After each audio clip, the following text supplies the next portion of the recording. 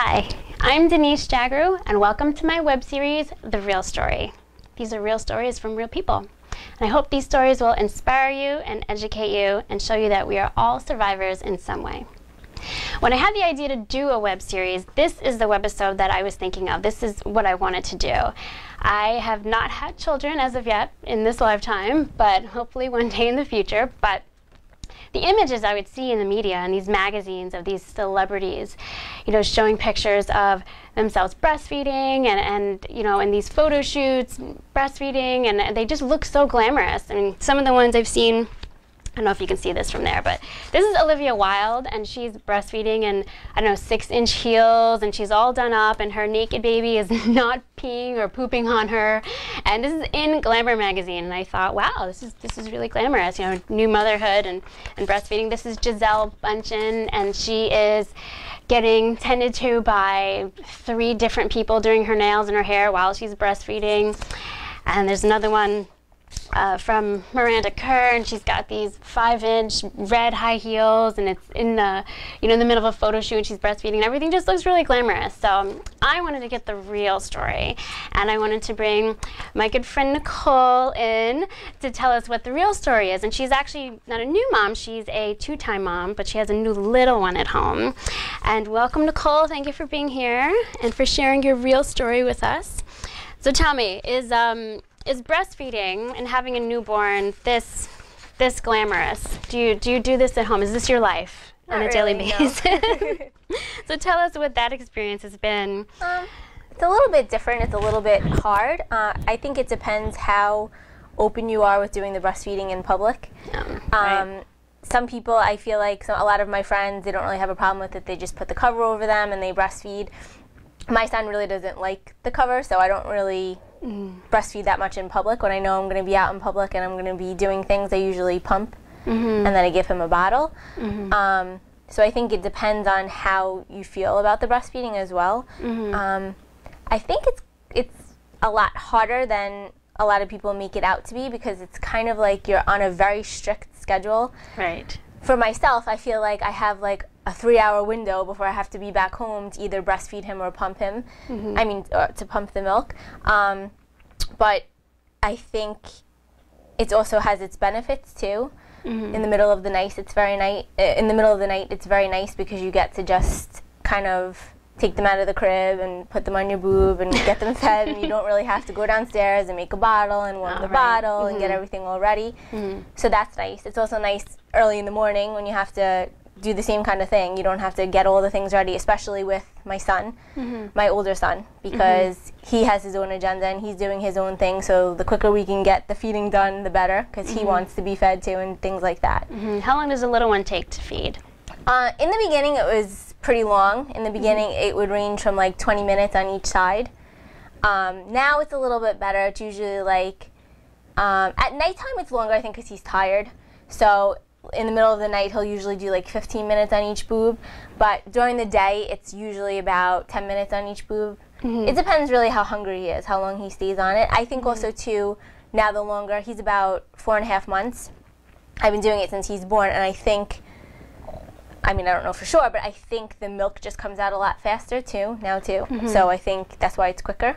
Was it hard to get started? Did you use like a lactation consultant, or was it very natural to get him to latch on? Well, with my first son, I had a lot of problems. I actually only breastfed for the first month.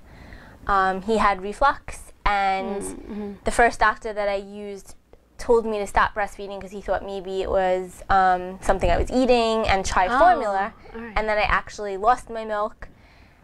Well, I didn't lose it completely, but I didn't have enough to satisfy him. So then it was kind of like I had to breastfeed and give him a bottle, and he was throwing it up because he had the reflux. So it was very, very difficult with him, and he had a very, very hard time latching on.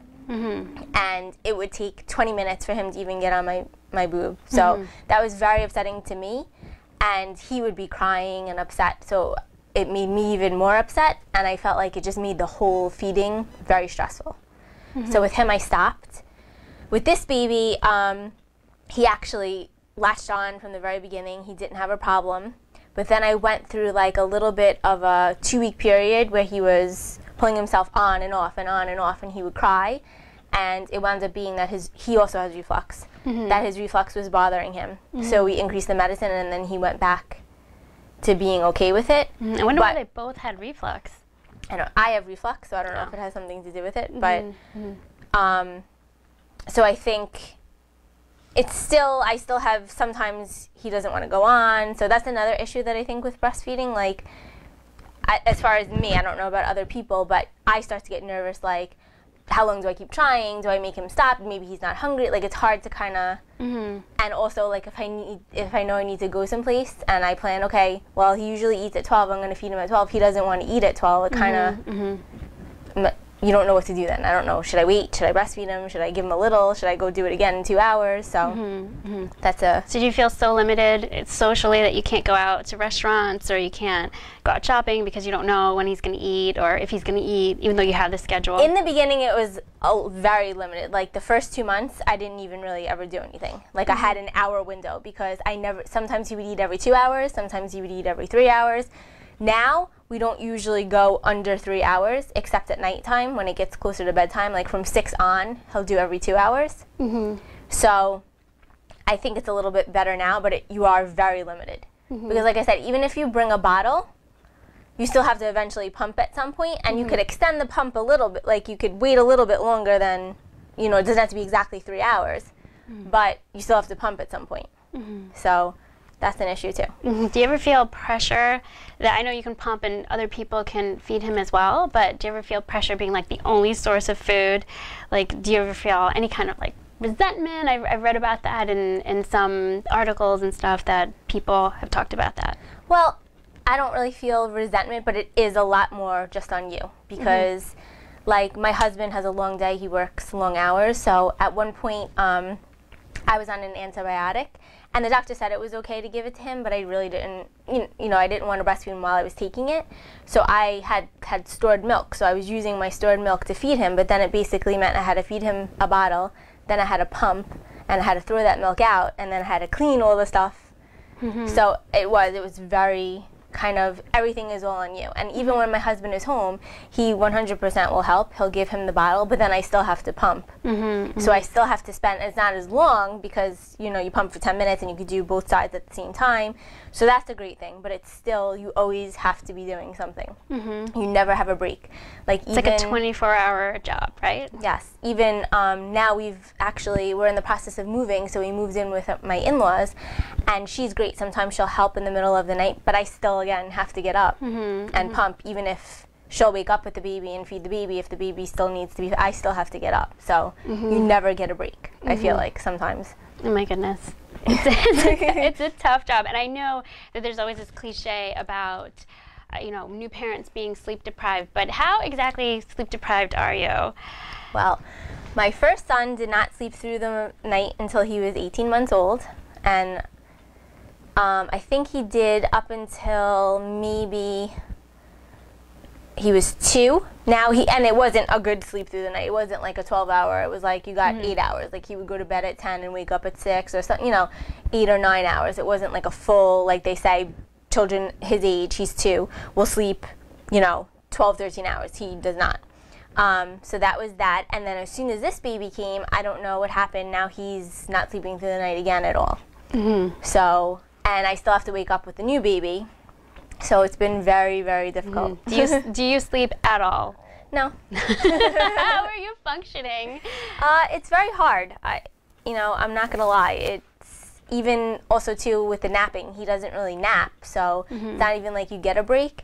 And the other thing that I want to say is a lot of people will say when you have 2 kids and you're not sleeping, oh, nap when they nap. Well, the likelihood of 2 kids napping at exactly the same time is like 5%. So, that makes it hard too. I think, in my experience, because I have 2 kids, with Jake, he was my first child, he didn't really nap. But if he did nap, I think you could do that. If you weren't a working mom, you could take a little nap when they napped.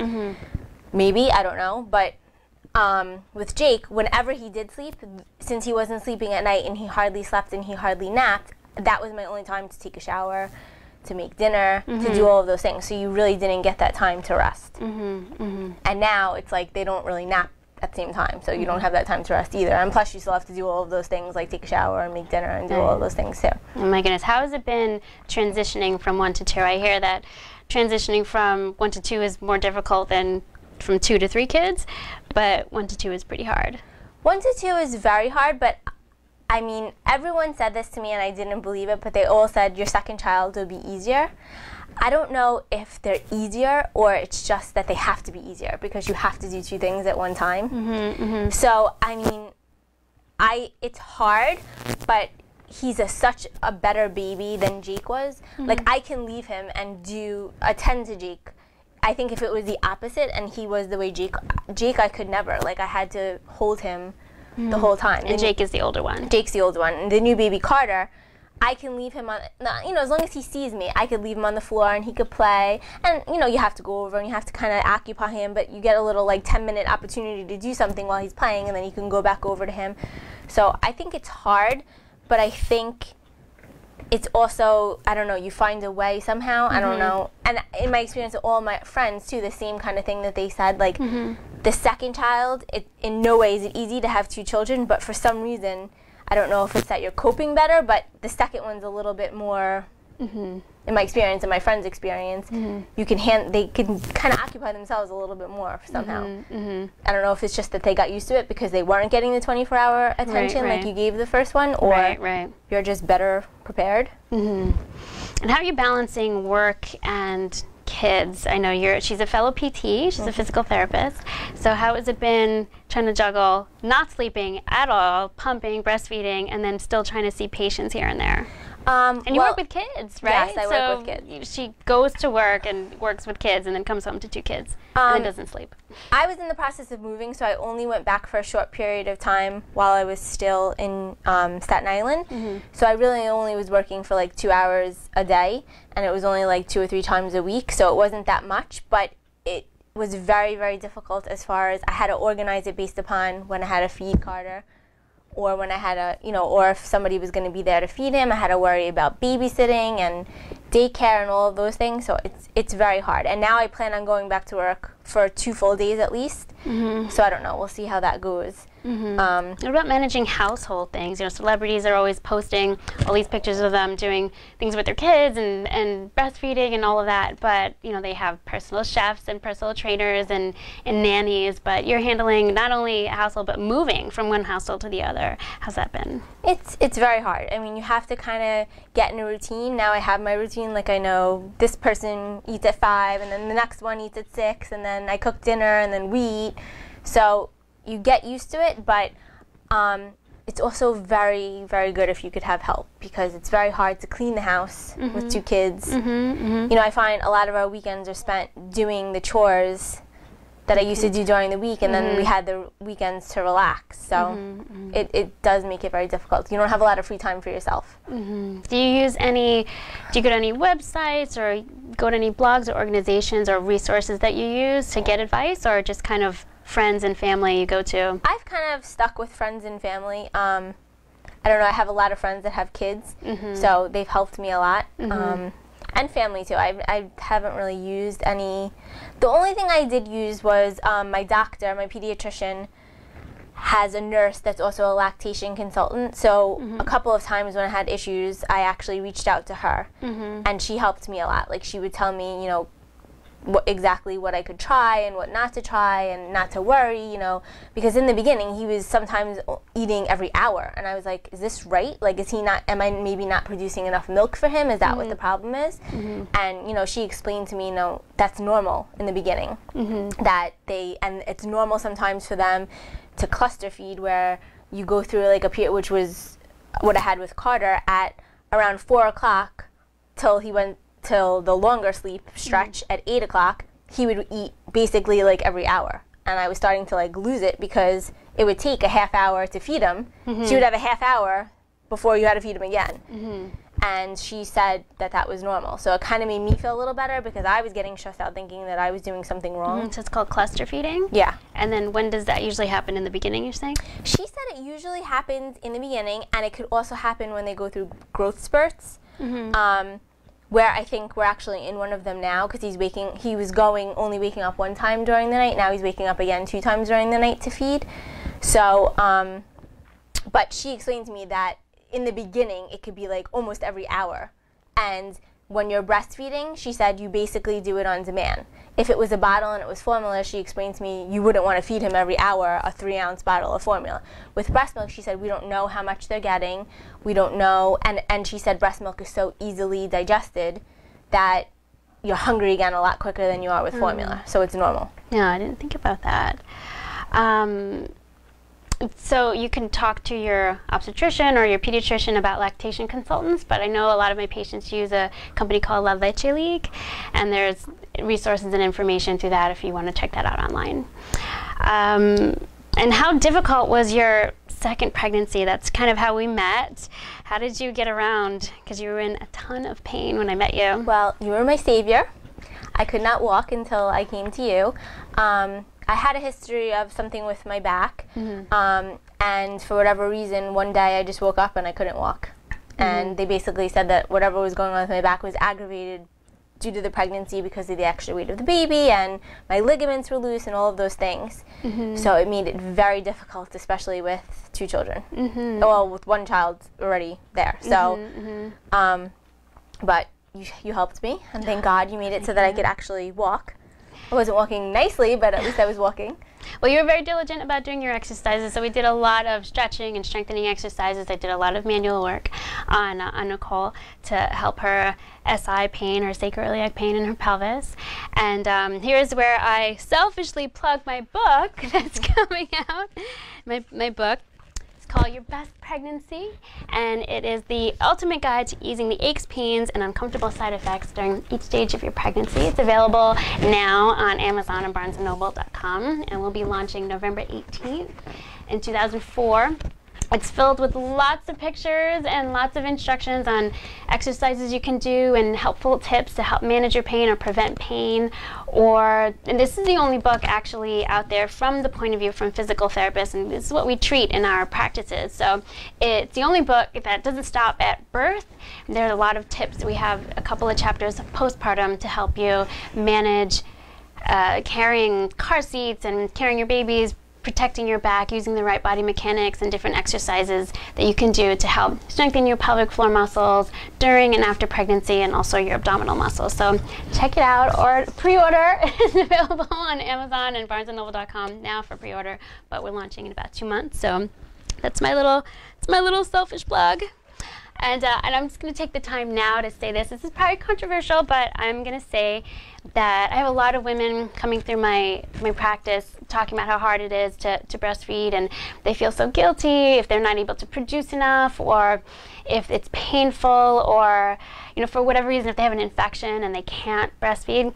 I'm going to say that you're still a good mom. It's okay if for whatever reason you can't breastfeed. I think women need to hear that. Or if you want to go the route of formula, you're still a good mom. And I know as a women's health specialist, I should be advocating for everything natural, which of course there are a million benefits to breastfeeding, but sometimes you can't do it. And I just want to put it out there. I think some women need to hear it, that it is okay if you can't. You're still a good mom. And we were talking a little bit about some different views in your family as well, and how your mom and your aunts and cousins kind of talked to you, gave you different views on. Yeah, I think my mom, my family didn't breastfeed. Like, my mother didn't breastfeed. I guess at that time when I was born, I don't know if it just wasn't popular then, or whatever the reason was, but every time there's an issue, it's always, oh, it's because you're breastfeeding, my mother would say. Or if the baby wasn't sleeping, oh, it's because you're breastfeeding. And so I think people do have two different views about the benefits and the not so good benefits of breastfeeding. Overall, I think it's great. I think it's very healthy for the baby, and it's a good idea, but at the same time, it is a lot of work. It puts a lot more stress on you. So you got to do what you feel like you can do. And just like Denise said, if you think you can't do it, don't feel bad about yourself. I felt so guilty with my first son when I had to stop. And everyone made me feel like, oh, you should keep trying. You should try to give them half breast milk and half formula. But it was crazy. He wasn't sleeping. It was so hard. And I was so upset for a good month that I stopped. And you can't feel that way, because you need to be not stressed and be happy to take care of your baby and make them feel happy, that's the best thing that you could do for them. It's not whether you give them breast milk or formula. I think there's a lot of pressure that new moms put on themselves, a lot of pressure from lactation consultants, but I think, just like Nicole said, you just got to do what's best for you and the baby and whatever makes the whole situation better. Of course, breast milk should be first, but if not, it's okay. You're still a good mom. So I think that it's good to see both sides of it like that. Well, the show is called The Real Story, so I usually ask guests to give 2 stories, one being like a real gritty story and then one an inspiring story. I don't know if your gritty story is the fact that you haven't slept in 2 years and Probably. somehow you're functioning and look beautiful, but do you have any inspiring stories for new moms? I don't know. I just, once you have the baby, you'll see. I mean, it really... That's inspiring enough, right? It is. It's such different, like, feeling when you have a baby and you have to take care of that baby and the happiness that the baby brings you. So it gets you through the day. Just put it, you know, it does, because when you're going on 0 sleep, something has to keep pushing you and keep making you want to do it, and it's the baby. So once you have the baby, you'll make your own inspiring story. Any advice for new moms or second-time moms? Anything what to expect? Just if you can get help, take the help. Don't feel bad. Don't feel like you're not a good mom if somebody's helping you. You don't have to be super mom. Right? Yeah, you don't have to do everything, because it is a good... You have to give yourself your own time if you can. Because if you're constantly doing and you're never doing for yourself, it's very difficult. So. And you're looking forward to going back to work a couple days a week just to, for her own sanity. Yes. All right. Well, thank you so much, Nicole, for being here and sharing your real story. I'm sure a lot of new moms are going to benefit from this, just knowing that someone else is going through the same thing and listening to all your advice. Tune in next week when we'll have another webisode with new health topics and more real stories. Thank you so much. Oh, and I will put my information if you want to contact me, or if you have any questions for Nicole, I'll put it at the bottom of the screen. So thanks for tuning in. See you next week.